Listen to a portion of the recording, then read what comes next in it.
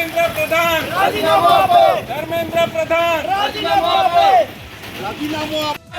ધર્મેન્દ્ર પ્રધાન राजीनामुं આપો ધર્મેન્દ્ર પ્રધાન राजीनामुं આપો ધર્મેન્દ્ર પ્રધાન राजीनामुं આપો ઇન્કલાબ जिंदाबाद ઇન્કલાબ जिंदाबाद ઇન્કલાબ जिंदाबाद ભારત માતા કે जय ભારત માતા કે जय વંદે વંદે मातरम ઇન્કલાબ जिंदाबाद જંતર મંતરની અંદર જે વિદ્યાર્થીઓ દ્વારા આંદોલન છેડવામાં આવ્યું હતું અને ત્યારબાદ સોનમ સર દ્વારા એમને એ આંદોલનને એમની સાથે જોડવા એ પોતે જોડાયા અને અનશન પર ઉતર્યા અને જે માંગણીઓ હતી વિદ્યાર્થીઓની તે હતી કે નીટના જે પેપરો લીક થયા હતા જે વિદ્યાર્થીઓના ભાવિ સાથે જે સતત ને સતત ભારત દેશની અંદર લગભગ 70 જેવા પેપરો લીક થયાની જે વાતો બહાર આવી છે જે તદ્દન એકદમ ખૂબ જ શરમજનક ઘટનાઓ છે તો જે રીતે વિદ્યાર્થીઓને માંગણીઓ છે જેની જે ભારત દેશના શિક્ષણ મંત્રી છે ધર્મેન્દ્ર પ્રધાન એમનું રાજીનામાની માંગણી થાય છે તે પણ અમે ઉચ્છલ આદિવાસી સમાજ સમિતિ દ્વારા અને ઉચ્છલ તાલુકા કોંગ્રેસ સમિતિ દ્વારા અમે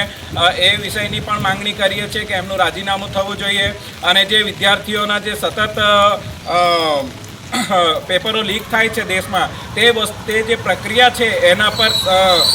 દેશના જે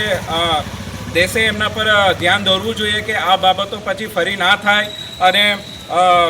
આ જે પ્રક્રિયામાં આંદોલનો થયું છે એ આંદોલનની દરમિયાન જે બાળકો પર લાઠીચાર્જ અને જે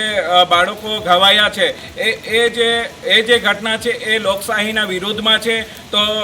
દેશના વડાપ્રધાન શ્રી નરેન્દ્ર મોદીએ એ વસ્તુનો પણ ધ્યાન રાખવું જોઈતું હતું અને એ વિષય પર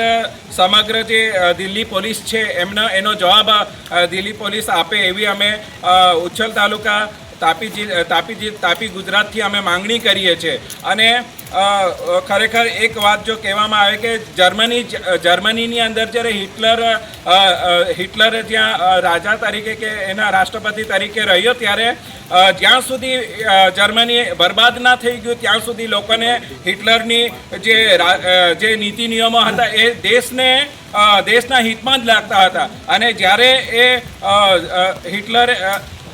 હિટલરે એનું સત્તા પૂરી થાય ત્યારે બધાને ખ્યાલ આવે છે કે દેશ બરબાદ થઈ ગયો છે એના બનાવેલા નીતિ નિયમ હતો તે જ રીતે આપણા ભારત દેશની અંદર પણ જે આ જ રીતે બનવા જઈ રહ્યું છે એવું મારું માનવું છે અને જે પણ રાજીનામાની માંગ થઈ છે તે સ્વીકારવું જોઈએ અને બાળકો પર અત્યાચાર લાઠીચાર્જ થયો છે તેનો જવાબ પણ ભારત સરકારે આપવો જોઈએ દિલ્હી પોલીસે પણ આપવું જોઈએ અને જે પેપર લીકો થયા છે એવું ફરી વારંવાર ના થાય અને દેશના જે ભવિષ્ય છે બાળકો વિદ્યાર્થીઓ તેમના સપના સાથે ખિલવાડા ના થાય એવું ફરી ના થવું જોઈએ એ હેતુથી અમે ઉચ્છલ આજે મામલતદારશ્રીને આવેદનપત્ર આપ્યું છે રેલી મારફતે ધારણા પણ કર્યા છે અને જે તે જવાબદાર અધિકારીઓ છે એમને ફરી કહું છું કે એમના પર એક્શન લેવામાં આવે.